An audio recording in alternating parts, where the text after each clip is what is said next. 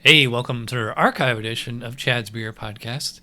So in this week's edition, I was talking to Mrs. Real Ale Guide.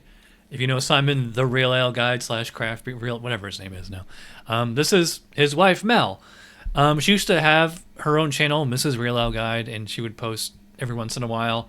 The channel's still there as far as I know, but she just doesn't post to it anymore. I don't follow Simon closely enough to know if she's like in, how often she shows up in his videos, if at all. But I always liked seeing her, mostly because, there's so few female beer tubers as it is. Plus she's Welsh, so it's interesting to get a female perspective from across the sea. You would think like if there's going to be a lady beer tuber, it'd probably be an American, right? But not too many lady beer tubers. I don't know why. So I think we talk on that in this interview, and I also found, which I should have included in Mr. Real Ale Guide's episode, I found a short interview he did with me for his channel. It's probably like 10 minutes. I'm going to include that as a bonus at the end. So thanks for watching, and hopefully we'll have a new guest next week. You wouldn't believe how hard it is to get people to come on this show.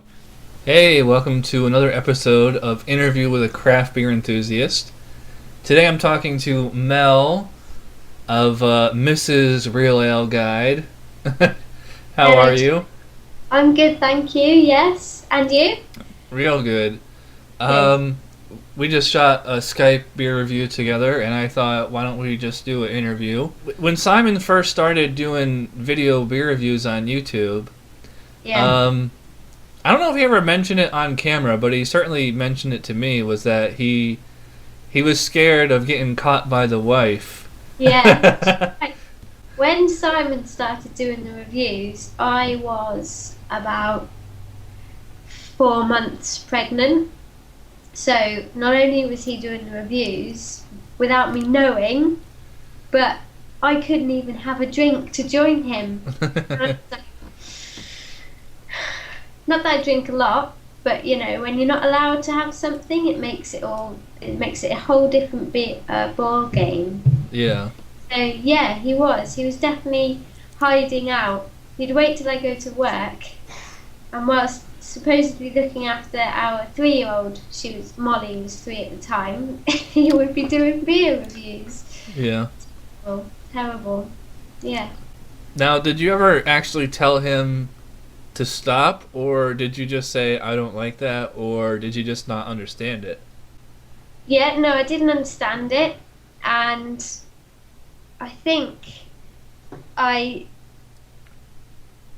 told him that he shouldn't do it when I wasn't at home, but he still did. Yeah, I still did. No, I just been in the toilet and got a beer. It's my interview now. Oh! I'll keep that in, it's pretty funny. Yeah, keep it in. Yeah, so, I don't know, Simon, did I ever say you cannot do it? Or you shouldn't do it when I'm not here? I remember saying that. Shouldn't. You shouldn't do it when I'm not about. Yeah. Yeah, I did say that. You shouldn't do it when I'm not here. Mm-hmm. He'd still do it anyway, because he was shy. He didn't want to walk in and see him going, hello again, and welcome to another edition. Yeah, he didn't want them to catch him at it. Now, at what point were you okay with it? When I was allowed my Kindle. When Simon bought me a really good present. Yeah, pretty much then. Yeah. I remember seeing you at whatever was Simon's first beer tour. You were you were the camera person, and everybody was like, we want to see the person behind the camera. Yeah, I wouldn't have been on the camera otherwise. That was when Simon went to Wells and Young's. Is that right? Yeah, and he filmed himself, and he went to Quantock, and he said, no, it was before that. No, what am I talking about? He went to Brains, and I filmed for him at Brains. And that got people talking, and they wanted to know who was filming and who was the little voice that would pipe up every now and then. So I agreed then to do Quantock's brewery tour, and and I thought then I should introduce, myself to everyone. So that's how Mrs. Real Ale Guide came alive. Yeah. And then people wanted to see more and more, so I did a Fuller's unboxing video, which was it Amanda Hunt sent us, it wasn't Fuller's themselves sending it, it was Amanda. She's really nice, lovely girl. She sent us some bits and pieces, so I did the unboxing video for that. And then people were like, come on, we want to see you review a beer. So Simon and I reviewed a beer together. Disaster. And then they were like, no, wait there a minute, we want to see you do it on your own. And that's how it started. So you started the Mrs. Real Ale Guide YouTube channel, and you started getting into Facebook and Twitter. Yeah. Well, we set it up like pretty much the same day. Yeah. Now, were you apprehensive at first? Like, I don't want to do this, or were you like curious and interested? Like, hey, let's see where this can go, or? I was probably a bit more apprehensive than anything else because, for start, I didn't really want my friends to know what I was doing, and my colleagues. And I'm always afraid, and I'm still afraid now, is any malicious kind of activity, which when you're out showing people your face, there's always someone that's going to be there and say, I don't like what you're doing. So I was a bit worried about opening myself up for that. But you got to bite the bullet sometimes, haven't you? Yeah. Now, would you say doing YouTube and Facebook and Twitter and all these things, now, do you say now it is fun, like you get it? Or do you still kind of scratch your head, like, I don't get what the appeal of this is? I kind of find it incredibly addictive. I like to check my video figures all the time. When I go to sleep, I'll check it so that when I wake up and check it again, I can see how many views I've had. Right. Which is proper. It gets really obsessive. But then on the other side, I like it when I can talk to people, through Facebook or Twitter, and have conversations with people that I would never have conversation with. Right. And bringing people, different beers that they might not get the opportunity to try. And the same for me. There's beers I've drunk that I'd never have drunk. For example, sent by Chad, by yourself. Right. So You're welcome. Yeah, thanks, Chad. I've asked Simon about, his biography as it pertains to beer. Yours, especially as both living in England and Wales and the UK in general, as a woman, as a female growing up, what it was your personal experience with your attitude or the typical English woman's, especially younger, attitude towards beer? Like, were you always like, that's stuff's for men, or there's just certain things that women drink that men don't, or what was it like?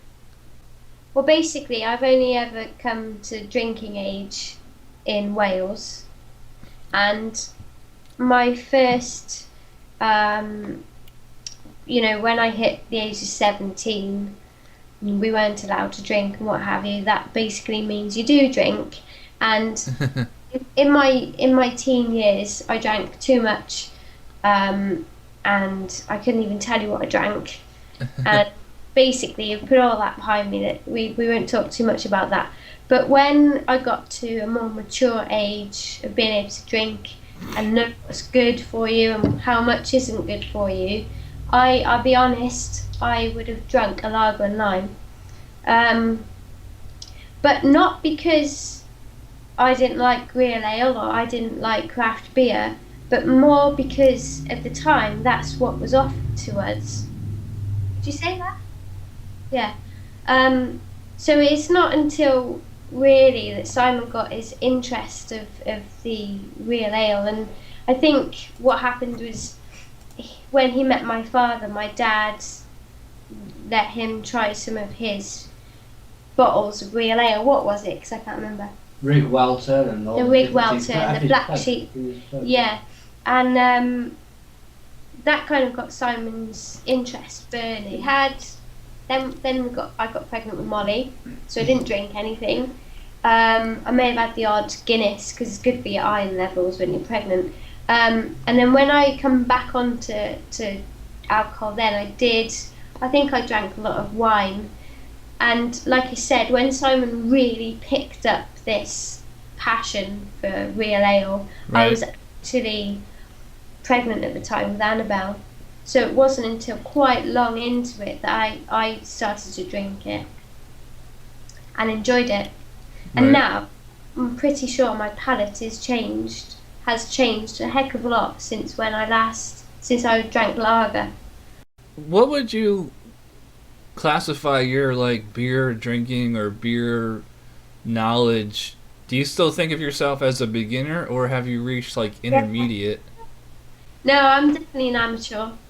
I don't pretend not to be either. I think, like I had a comment on Facebook the other day from what we should just call a malicious user, and I won't swear, but he basically said, about beer, and I'm like, yeah, perhaps that's right, but there's other people out there that also know about beer, and it's not about bringing people new things. So yeah, I wouldn't say I'm a novice. I'd say I'm pretty much an amateur, Right. but I'm happy with that.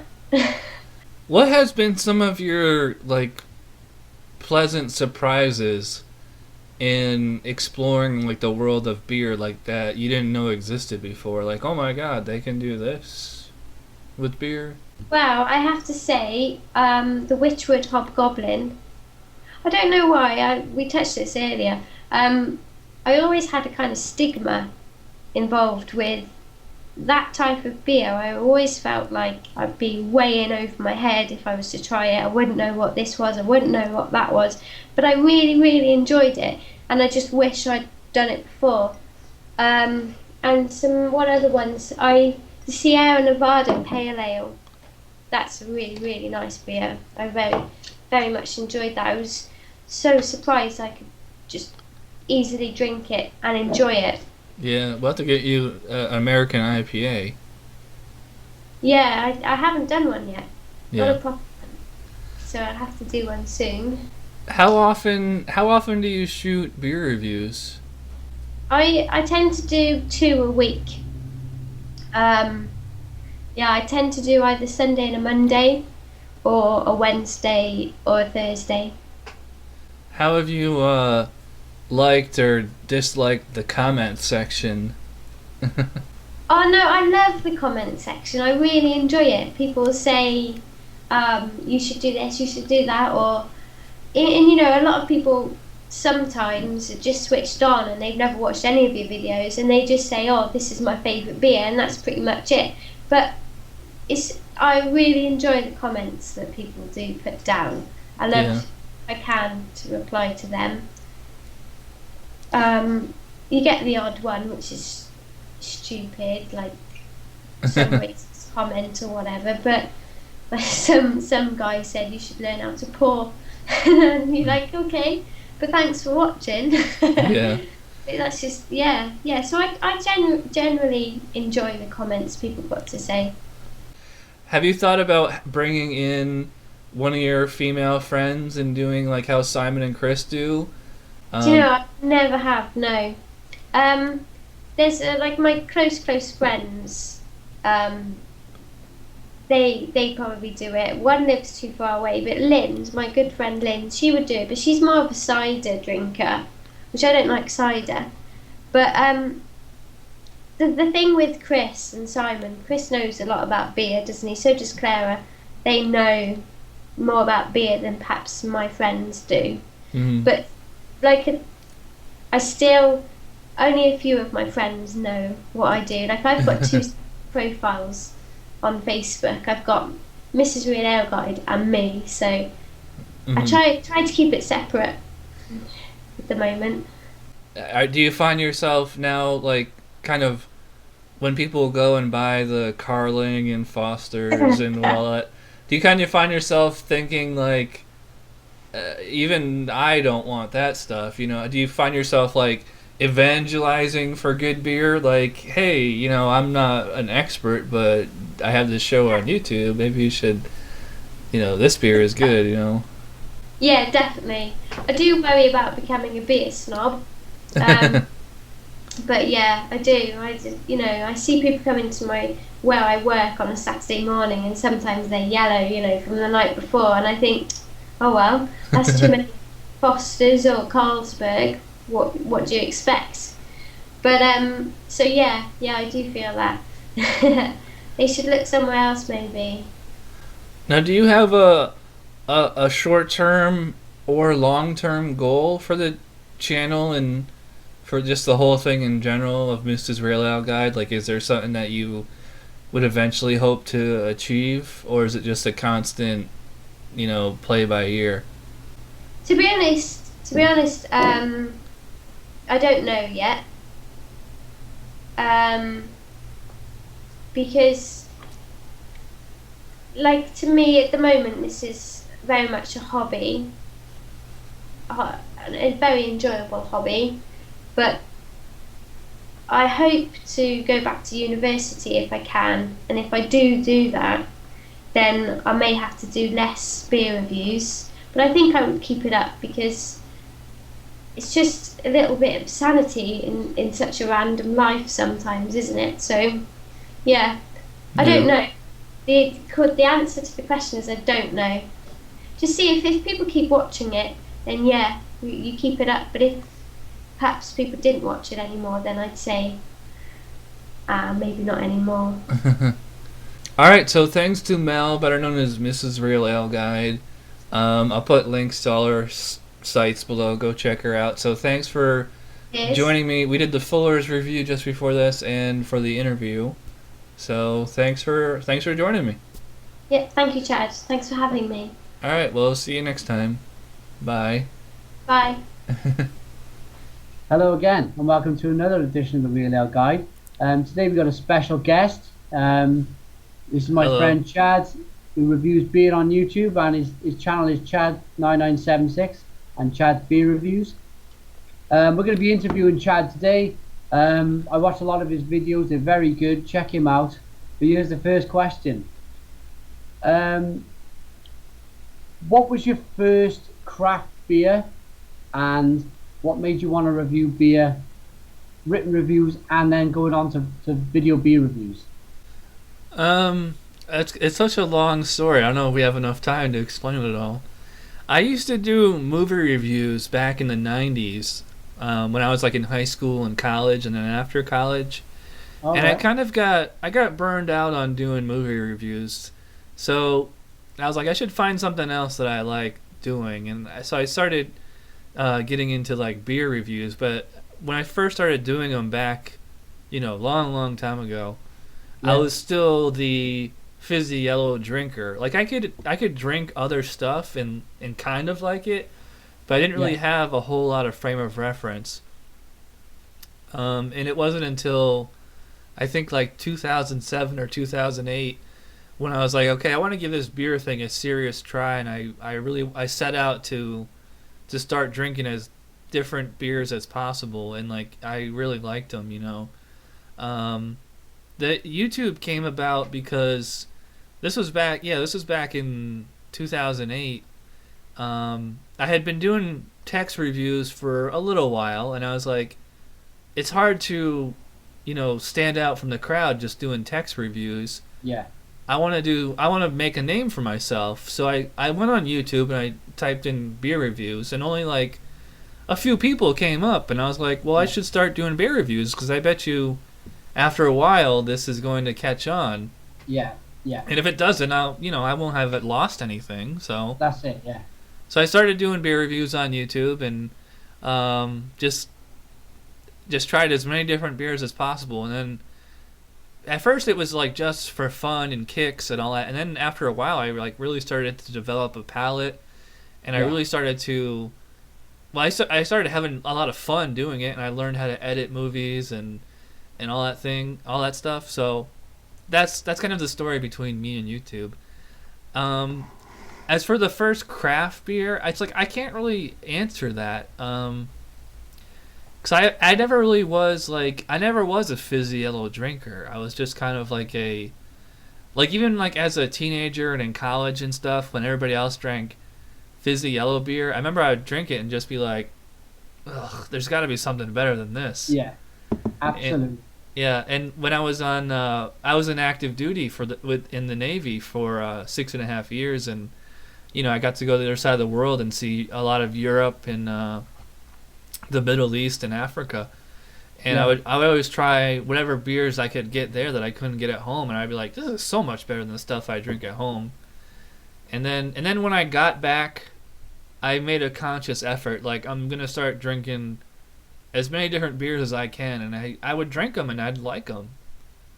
I know exactly where you are on the YouTube thing. It started off for fun, and then all of a sudden your palate develops, and it's such a fantastic feeling. It really is. The transition period. I know you answered a little bit of it, but the transition period from you thought, I can't drink this. I can't justify paying for this mass-produced slop anymore. When did you first I'd rather spend my money on a craft beer and not drink this rubbish? When I moved to the apartment I'm in now about 3 years ago, there's a beer store a couple miles down the street that has like 1,200 different beers from around the world. And I made friends with the guys that work there, and they'd be all, try this, try this, try this. And I'd be like, every one, I was like, man, these are so great, Yeah, yeah. There's nothing like standing in a beer aisle.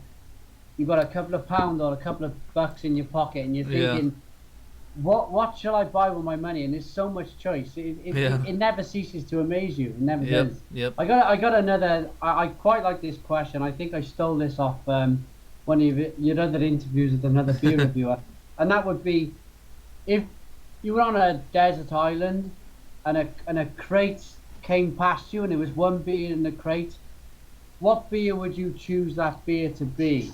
What would you like that beer to be? Well, I think on a desert island, all beer wouldn't be that good because it would be hot.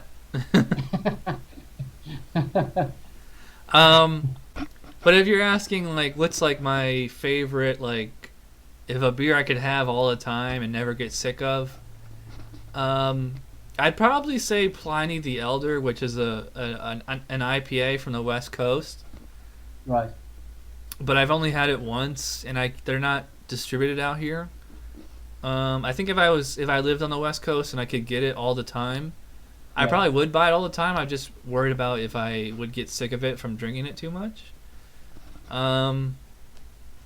It's hard to say because, like, I'm always trying to try new different beers, and it's very rare that it's like I want to have one beer in my fridge, Yeah. But Pliny the Elder and the Southern Tier Chocolate Stout, those are my two favorite beers, and it's actually hard to choose. Like, they're such totally different styles, but, like, I like them both so equally. I actually seen your Southern Tier Chocolate, the 2010 edition, just about a week ago, I believe, and I could tell straight away that beer was quite close to your heart. I could actually tell straight away that beer was probably in your top 5 beers. While we're on the subject of top 5 beers, what are your top 5 beers, Chad? Oh, man. Well, definitely Pliny the Elder, Southern Tier Chocolate, probably Southern Tier Pumpkin, which is their Imperial Pumpkin beer.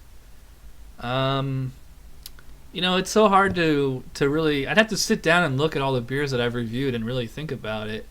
Yeah. I'd probably put Dogfish Head 60-minute IPA on that list, too. Not that it's, like, the best beer ever made, but it's, like, a beer you can drink all the time and still like it on your 100th time drinking it as much as you did on your first time drinking it, So, yeah, like, American IPAs and, chocolate stouts tend to be, like, my favorite types of beers. And pumpkin beers. I do like a pumpkin beer myself. A question. This is a question for the future, really. With Google TV, with YouTube with Google owning YouTube, and Google bringing out their TV and the Apple TV with streaming and YouTube and everything else. Once what they're trying to do is trying to get these people to sit in front of the television and get people off their laptops watching YouTube, Right. and put in like a search engine for Right. everything.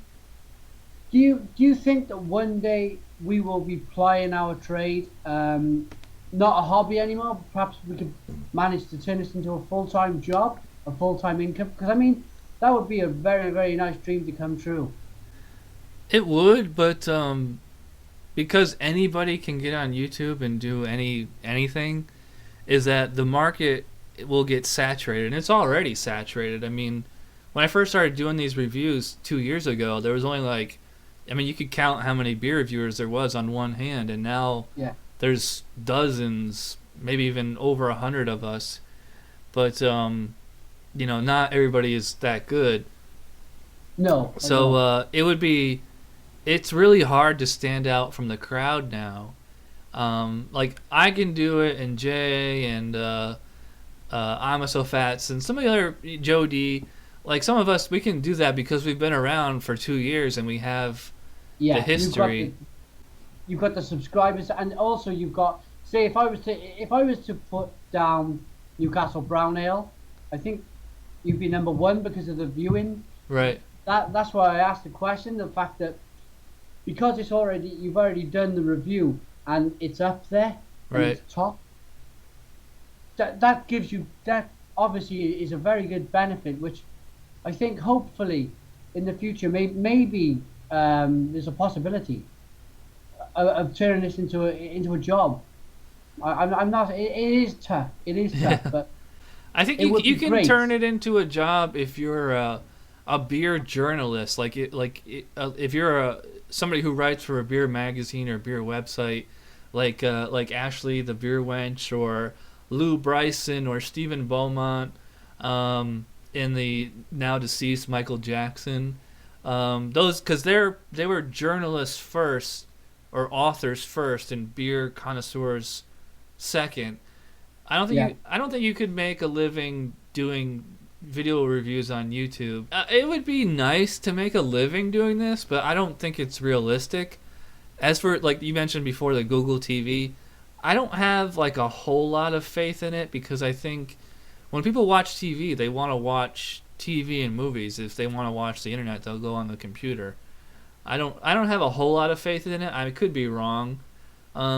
It's nice being partner now, is that it's like it's a little chump change that you get for doing, because I was going to do this anyway, and Google's going to throw some free money my way. Yeah. So I'll take it. But you're not going to get rich doing this. You're not even going to pay the bills doing this. No, I perhaps you're right.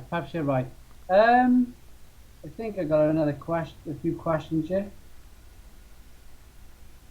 If it was a really, really hot day, and you had to choose a macro, would you drink a macro beer? I mean, because these beers are designed, they're more or less designed for hot days, I believe. They whack them in the fridge to get them, because the colder the better with them. Yeah. What would you choose?